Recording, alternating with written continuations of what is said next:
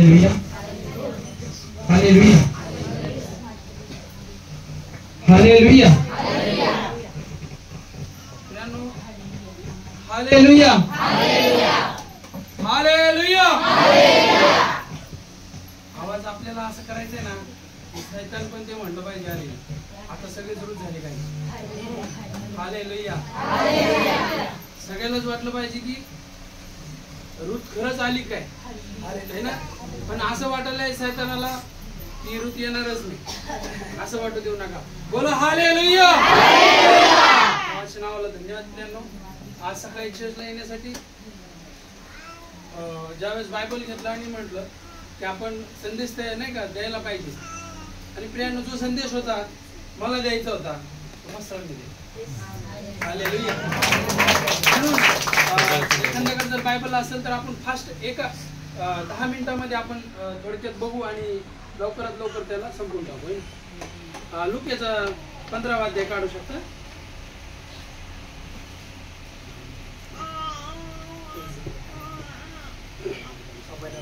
सर्वप्रथम किती लोकांना आजचं वचन कळलं सांगा बरं। हात वर केला तर मी विचारणार ना, हात खाली झालेले वचन तर कळलं नाही। किती लोकांना कळले वचन? आणि काय होतं वचन? ठीक आहे, त्याचं श्रांश काय कळाला तुम्हाला?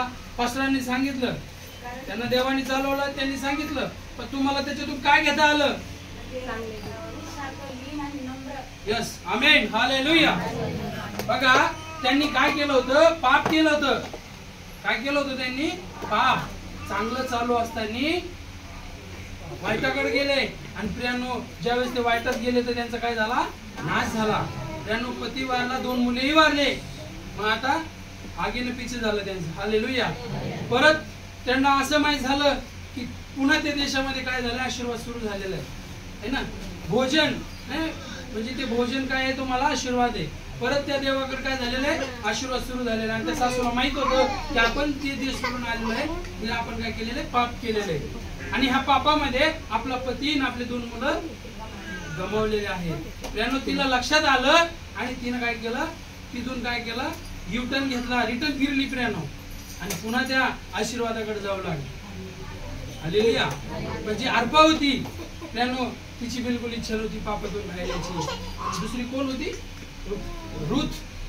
ती मात्र सासूला धरून होती, आणि प्रियानो ते पुन्हा देवाकडे आले है ना। त्या देशात परत गेले म्हणजे पुन्हा ते देवाकडे गेले, आशीर्वाद झाले, आणि पुन्हा त्यांचा संसार, त्यांचं जीवन आनंदमय झालं। हालेलुया। ह्या वचनाचा सारांश हा होता। आणि प्रियानो मी देखील तुम्हाला थोडक्यात एकच गोष्ट सांगणार आहे, आणि ती गोष्ट आपण वचनातून बघणार आहे, कारण की सकाळी ज्यावेळेस बायबलचा अभ्यास करता वेळेस प्रभूने एक सुंदरसा विषय मला दाखवलेला आहे। लूकाचा 15वा अध्याय। मोबाईल बंद करून टाका प्लीज, मोबाईल बंद करा। आई टाका लूकाचा 15वा अध्याय काढलाय 18 पासून वाचा बघा। हेडलाईन वाचा सिस्टर प्लीज।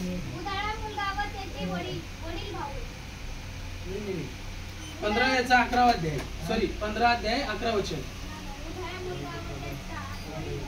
हा वडील भाऊ। हा पुढं आणखी तो म्हणाला,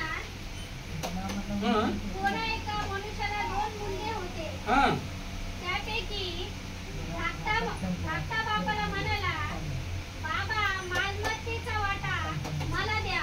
हालेलुया। बघा वचन काय सांगतं?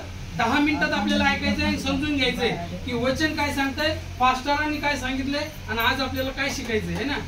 शाळेत गेल्याच्या नंतर तुमचा मुलगा पहिलीपासून बालवाडीपासून जर 15वी लोक शिकला आणि त्याला जर काहीच कळलं नाही तर त्याच्या शिक्षणाला काही अर्थ आहे का? आहे?